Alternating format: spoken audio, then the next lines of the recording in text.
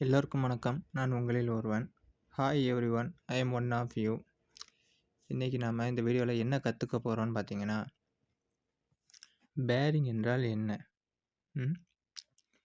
அதாவது அப்புறம் லாரியில் பயன்படுத்தக்கூடிய பேரிங் என்னென்னலாம், அதோட செயல்பாடுகள், இதை பற்றி நான் இன்றைக்கி உங்களுக்கு தெளிவாக சொல்லிக் கொடுக்க போகிறேன். முதல்ல பேரிங்னா என்ன? பேரிங் என்பது ஒரு சுழற்சி பகுதிங்க.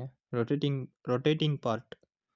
மெதுவாகவும் நன்றாகவும் திரிய உதவும் ஒரு மெக்கானிக்கல் பாகம். இது இரண்டு உதிரி பாகங்கள் இடையே இழுவை குறைக்க உதவுகிறது. அதாவது ஒரு இரண்டு உதிரி பாகங்களுக்கு இடையே உள்ள ஃப்ரிக்ஷனை குறைக்க உதவுகிறதுன்னு சொல்கிறாங்க.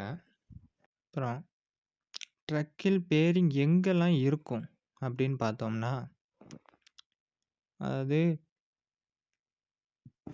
சக்கரங்கள் திரிய உதவும் இடம், வீல் ஹப்பு அங்கே இருக்கும்.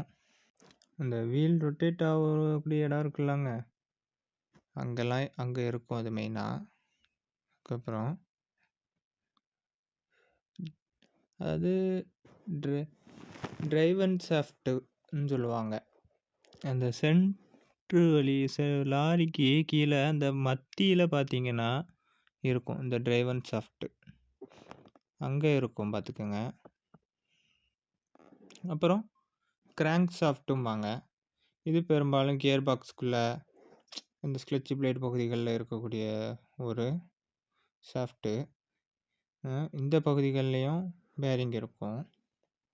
அப்புறம் டிரான்ஸ்மிஷன் பகுதிகள்லேயும் இருக்கும் பார்த்துக்கோங்க.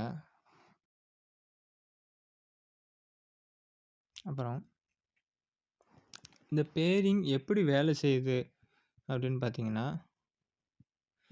சக்கரங்கள் சுழலும் போது பேரிங் உள்ள இருக்கும் பந்துகள், அதாவது அந்த பால் போல் இருக்கக்கூடிய அந்த பந்துகள் அல்லது ரோலர்கள் சுழலும். சக்கரம் சுழலும் போது பால் போல் இருக்கக்கூடிய பந்துகள் அல்லது அந்த ரோலர்கள் இது சுழலும். இதுதான் பேரிங்குள்ளே இருக்கும். பெரும்பாலும் ஒன்று பால் இருக்கும், இல்லை இந்த ரோலர் இருக்கும். இது சுழற்சியை மென்மையாக்கி சவுண்டை குறைத்து சுழற்சி வேகத்தையும் அதிகரிக்க உதவுகிறதுங்க. அப்புறம் பேரிங் பழுதடைந்தால் என்ன ஆகும் பாப்போமா? பேரிங் பழுதடைந்தால் என்ன ஆகும்னா, சக்கரத்தில் கிளிக் சவுண்ட் வரும். பார்த்துக்கோங்க, சக்கரத்துலேருந்து சத்தம் வரும் அதிகமாக.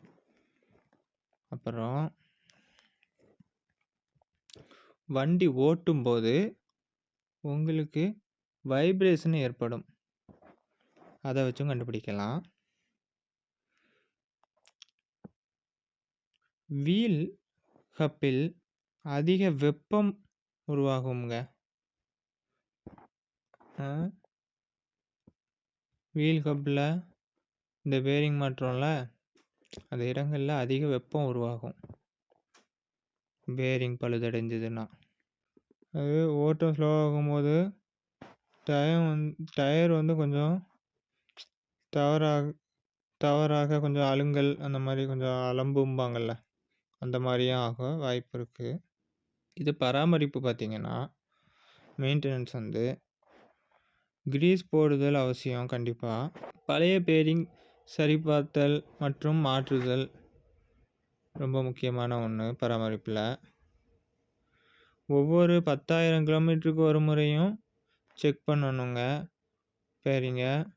அப்புறம் ஒரு 20,000 கிலோமீட்டருக்கு ஒருக்கா அதை பேரிங்கில் க்ரீஸ் மாற்றுறது ரொம்ப அவசியமான ஒன்று. 20,000 கிலோமீட்டருக்கு ஒருக்கா பேரிங்க்கு க்ரீஸ் எடுத்துகிட்டு க்ரீஸ் மாற்றிடுங்க. அதே போல் அதில் இருக்கக்கூடிய சீலும் எப்படி பழுதடைஞ்சிட்டான்னு பார்த்துட்டு வேறு சீல் மாற்றுறது நல்லது. நிரா, மண் போன்றவை புகாமல் இருக்க சீல் கவர் சரியாக இருக்கணும். அதான். சீல் கவர் சரியாக இல்லைனாலும் மண் இது போன்ற வேறு சில அழுக்குகள் சில டஸ்ட்லாம் போய் பேரிங்கை சீக்கிரமாக இது பழுதடைய வச்சிரும். அதனால் சீல் கவரை சரியாக இருக்காங்கிறதையும் செக் பண்ணிக்கணும் ஒரு 20,000 கிலோமீட்டருக்கு ஒரு தடவையும். இதில் நம்ம கற்றுக்கொண்டது என்னன்னு பார்த்தீங்கன்னா, பேரிங் ஒரு முக்கியமான பாகம். இது சக்கரம் நன்கு சுழல உதவும். பராமரிப்பு செய்யாமல் விட்டால் பெரிய பிரச்சனை வரும். அதே மாதிரி லாரியில் எந்த வகை பேரிங்லாம் பயன்படுத்தப்படுகின்றனங்கிறதையும் அவங்களுக்கு சொல்லித்தராங்க.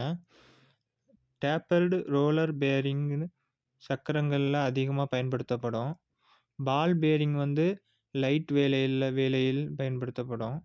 அதே மாதிரி needle bearing gear box propeller ஷாஃப்டில் பயன்படுத்தப்படுங்க. நீடில் பேரிங்கு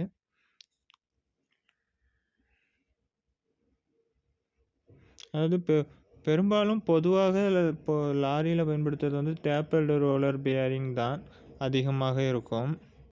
இந்த வீடியோவை பார்த்த எல்லாருக்கும் நன்றி.